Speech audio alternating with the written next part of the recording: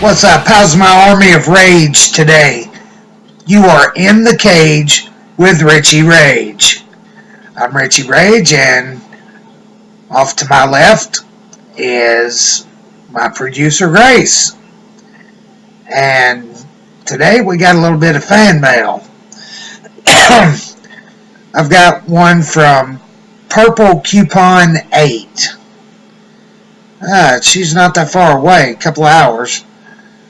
She says, "What are your thoughts on the last movie you watched?" That would be Ant-Man. I watched that in the theater. And, well, I got a lot of enjoyment out of it myself. Stanley always great when he shows up. And I did learn an important thing. You do not mess around with Baskin Robbins. They do not play. Let's see, who's my favorite comic book character? Deadpool, of course. And best and worst memories of my wrestling career and best and worst memories in general. Let's see. Well, currently worst memory in my wrestling career excuse me, is when I nearly accidentally, legitimately killed another wrestler. I think he lives out in Georgia now. His name's Tattoo, Donnie Hastings. We even brawled in the streets in front of his tattoo shop. What can I say? I didn't like the guy, but I didn't want to actually kill him at the time. Fast forward to one of my favorite memories in wrestling. Besides scaring the piss out of my friends up in Finger, Tennessee, when I got dropped across the rope throat first.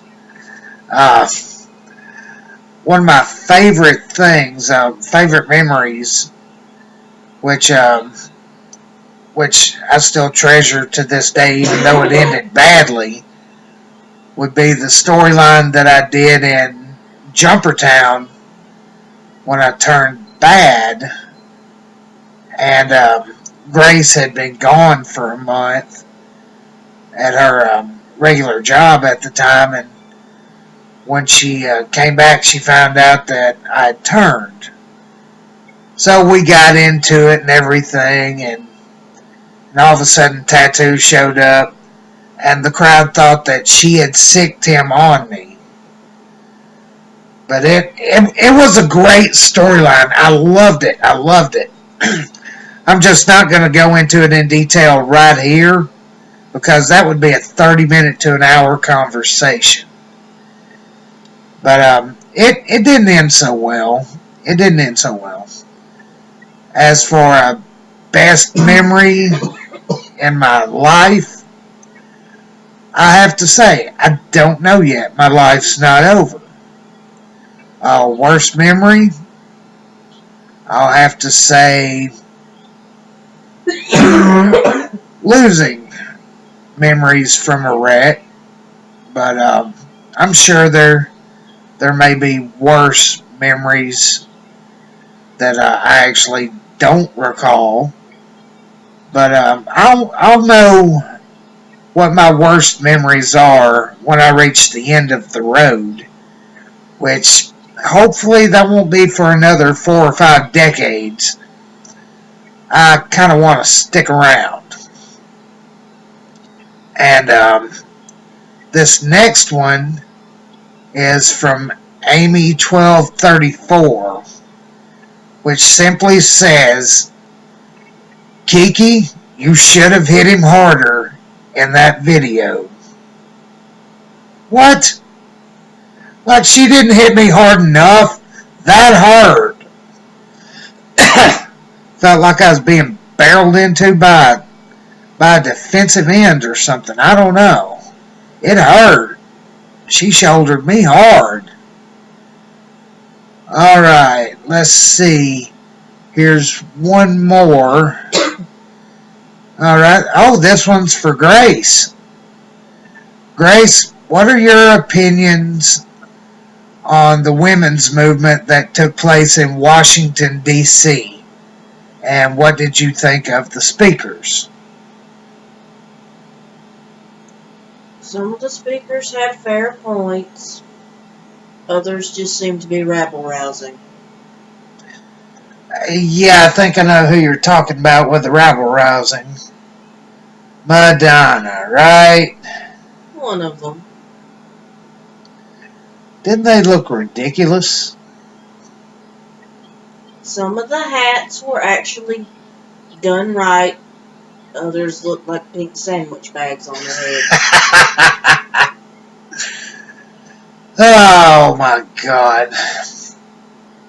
Now see, if I was going up there for a men's movement, I wouldn't That be. sounded so wrong. Yeah, it does. Relieving, but wrong. If I was going for a pro-men march, to make it sound a little better, you wouldn't catch me wearing male genitalia on my head. Come on, that's ridiculous. I mean, let's be honest here. Wearing human genitalia on your head, that's kind of ridiculous. I mean, wouldn't you think so? I mean, the women went far out of line with it. Go ahead. That wasn't the strangest outfits I saw amongst the protesters, actually. Yeah, you saw what I saw with the thing around their neck and head. The outfit you're referring to, there was a full body version too. Wow, a full body version? Jeez. Oh, man. Look, I understand where you're coming from, ladies, with the pro-women thing, the equality thing, but there's a point where you just make it completely ridiculous. I mean, don't give up your dignity with the way you look. I mean, come on. Bring a little class to it. So in the end, ladies, protesting and speaking up for yourselves is one thing, but dressing ridiculous and dressing like idiots, I think both of us kind of believe, just don't do it. You're taking away from the points you're making.